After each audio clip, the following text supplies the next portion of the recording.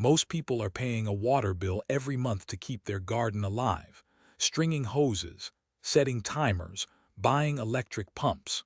And not one of those things is actually necessary. Gravity exists, soil has memory, clay has been moving water underground for 4,000 years.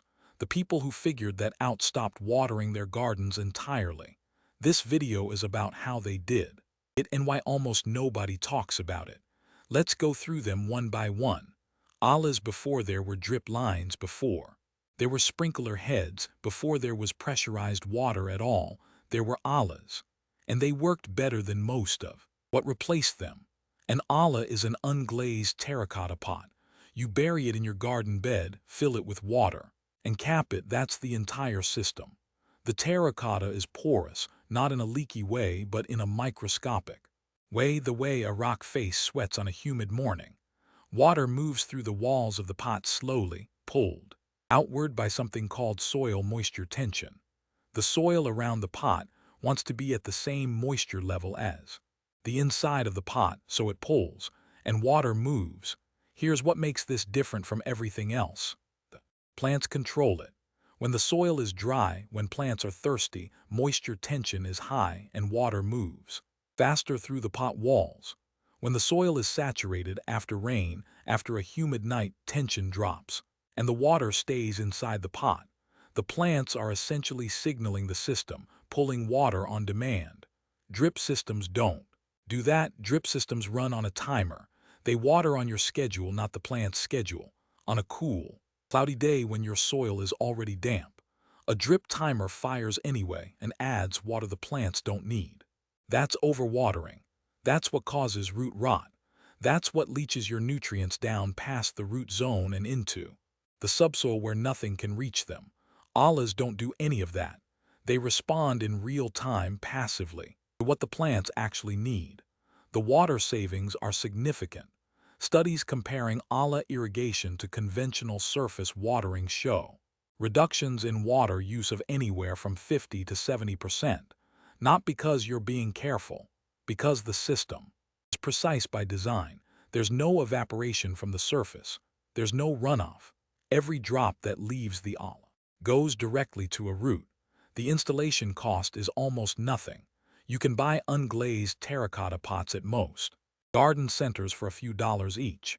You seal the drainage hole with waterproof adhesive and a piece of tile. You bury the pot so only the neck is above soil level. You fill it with water and put a small cover over the opening to keep evaporation and mosquitoes out. Done. 1 8 to 10 inch Allah covers roughly a 4-foot diameter of bed. A single raised bed might need 2 or 3. Refilling happens every few days to a week depending on your climate, your plants, and your soil type. And here's where it gets more interesting. You can feed these Allahs from a gravity-fed rain barrel or water tank sitting nearby. At that point, you're not filling them manually anymore. Rain fills your barrel feeds your Allahs feed your plants. The entire system runs on weather. No electricity, no timers, no moving parts. That connection, rain barrel to Allah, is where a simple technique becomes a closed loop. And a closed loop is what makes a garden truly independent. Wicking beds, most garden beds lose an enormous amount of water before it ever reaches a root. Surface watering is inefficient almost by definition.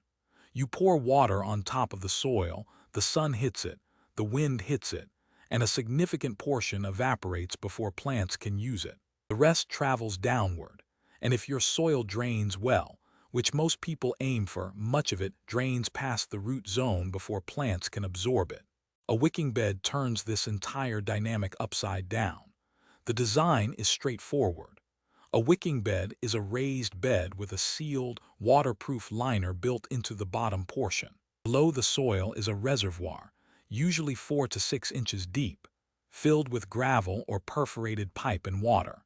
Above the reservoir is a layer of wicking material, typically a mix of compost and vermiculite, that makes direct contact with both the reservoir and the soil above. An overflow drain keeps the reservoir from flooding. A fill pipe lets you top up the water from the side or top without disturbing the plants. Water moves from the reservoir into the soil above through capillary action, the same physical force that moves water up through a paper towel when you dip one corner into a glass. The soil wicks moisture upward continuously, keeping the root zone consistently damp without ever soaking it. The key word is consistency.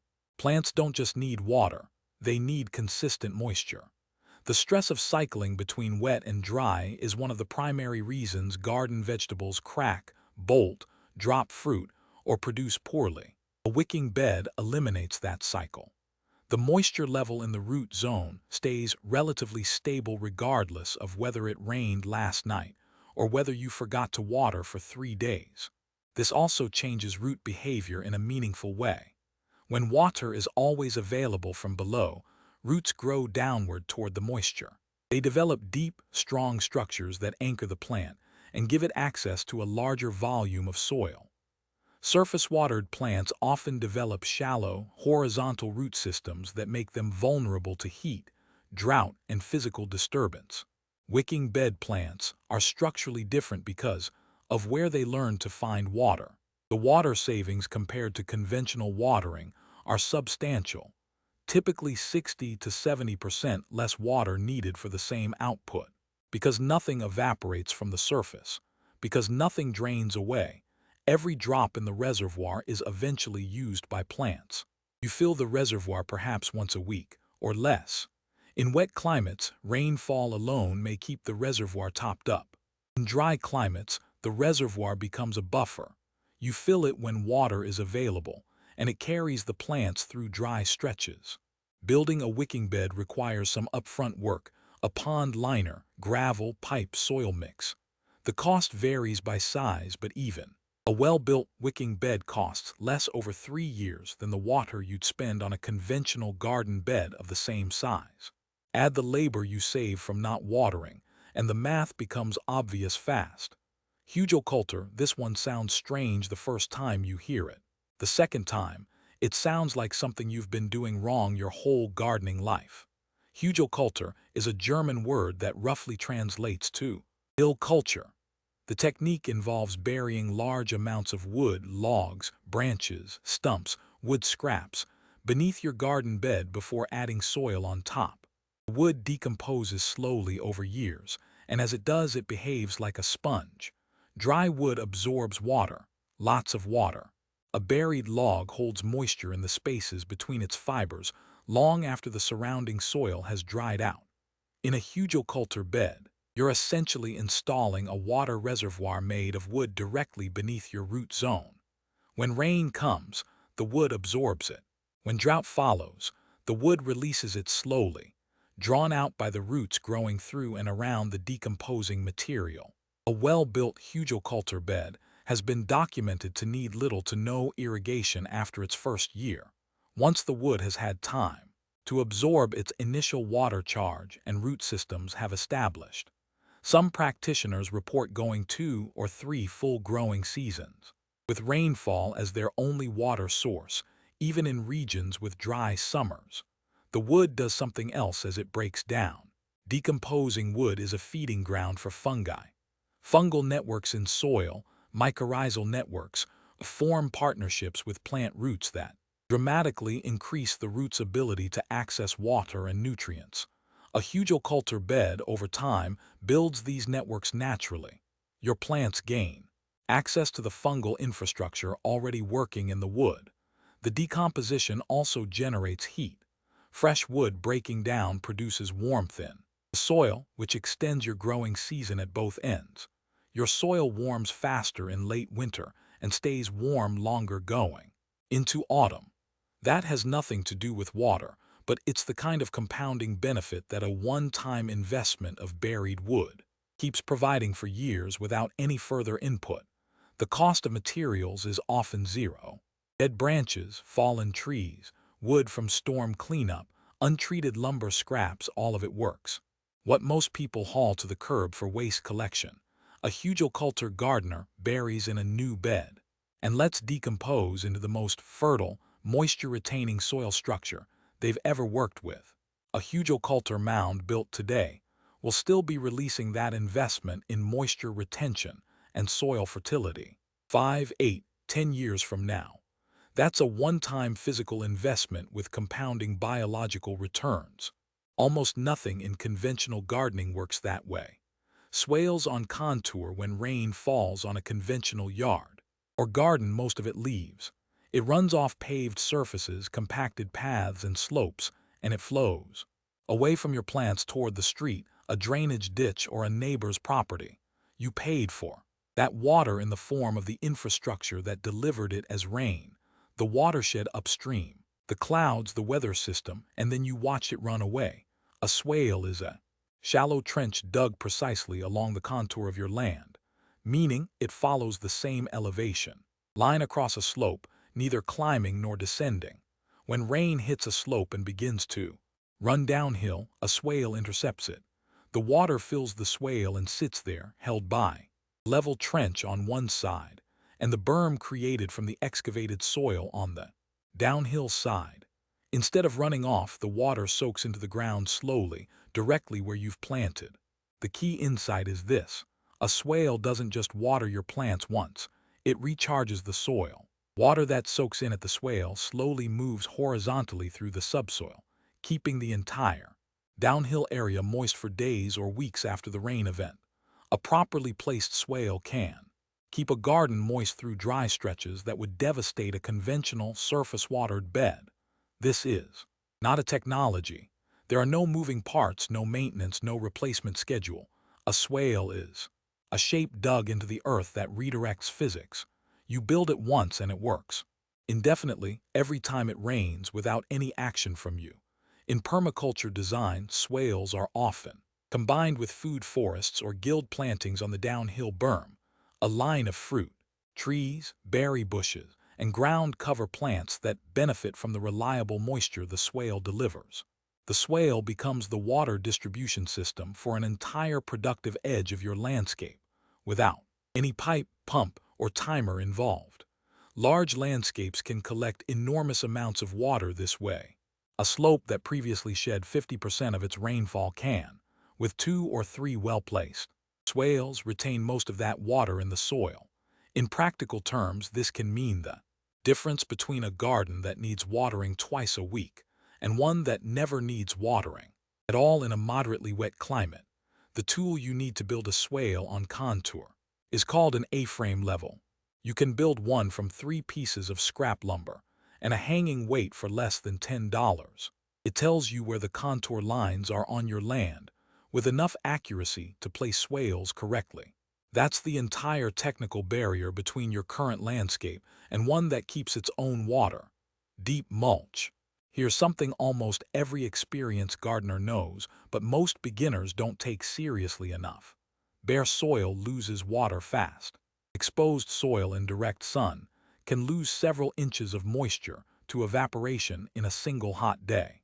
You water in the morning, the sun comes out, and by afternoon the top layer of soil is dry again. The plants aren't losing water to their roots, they're losing it to the air. Mulch stops this. But not a light layer of mulch, deep mulch, 3 to 4 inches minimum, 6 inches in hot, dry climates. Enough that when you dig your hand into it, the soil beneath is visibly darker and cooler than the air temperature above. That's where the water is staying. The physics here is simple. Mulch breaks sunlight contact with the soil surface. It creates a microclimate at soil level, shadier, cooler, more humid, that dramatically slows evaporation. A well-mulched bed can retain moisture for 2 to 3 times longer than an unmulched bed after the same watering event.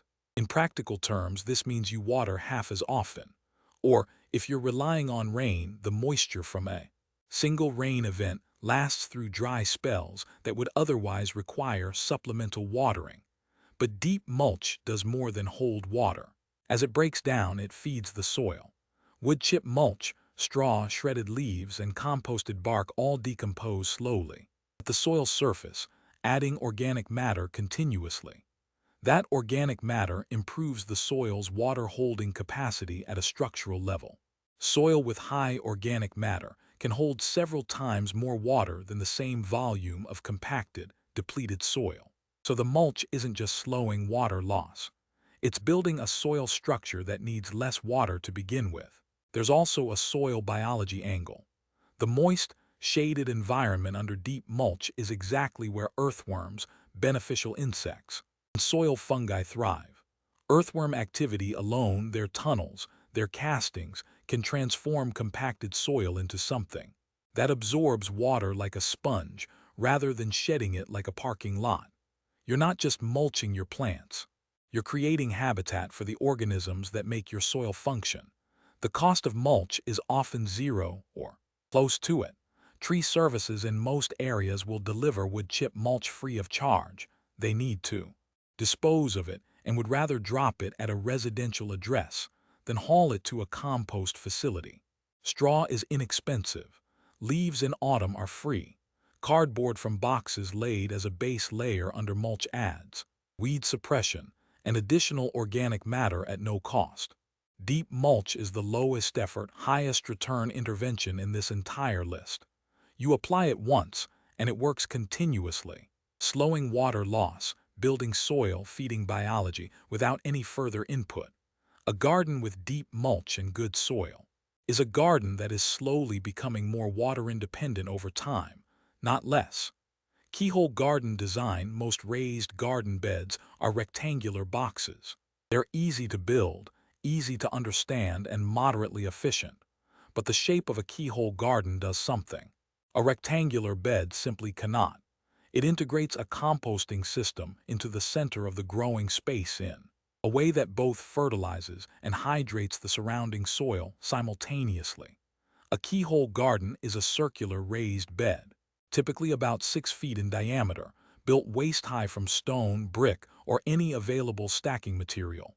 It has a notch cut from the circumference to the center, the keyhole that allows access to a central composting basket.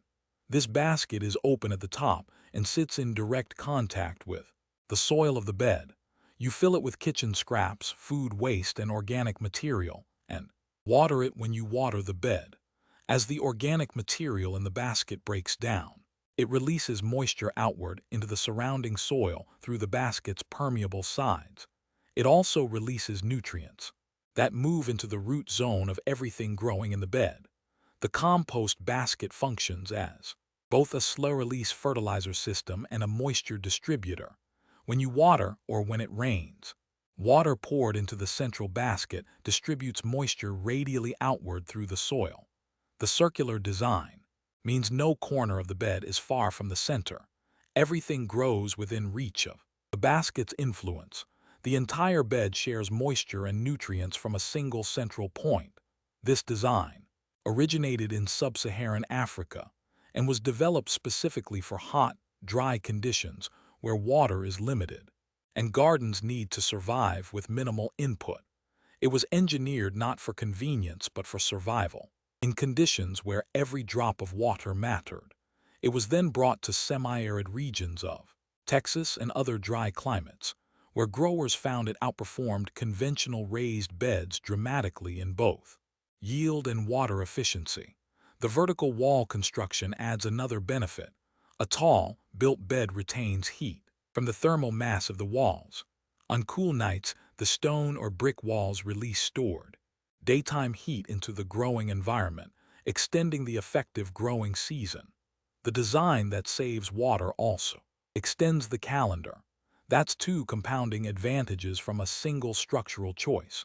Gravity-fed rain barrel systems. Most people with rain barrels have them positioned at ground level at the base of a downspout.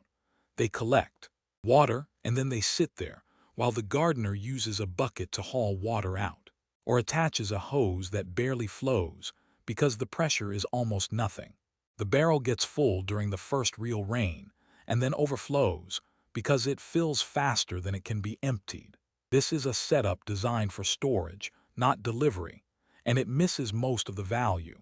The correct version is elevated. A rain barrel raised 18 to 24 inches above the garden delivers usable passive water pressure through gravity. That's enough to push water through soaker hose, through drip tape, and critically, through the fill pipes of wicking beds and the supply lines of ALA systems. You're not just storing water at this point. You're building a passive pressurized delivery system from rainfall. Multiple barrels connected in series multiply the storage volume without requiring any elevation increase. The water level in all connected barrels equalizes, and delivery pressure remains consistent as long as any water is available in the system. A system of 4 connected 50-gallon barrels, elevated on a simple wooden platform, gives you 200 gallons of passive irrigation capacity from a single roof connection. At average U.S. water rates, 200 gallons is roughly $1 to $2 of municipal water.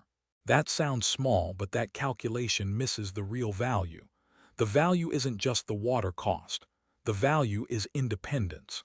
It's the ability to disconnect from municipal supply pressure, drought restrictions, hosepipe bans, and rate increases.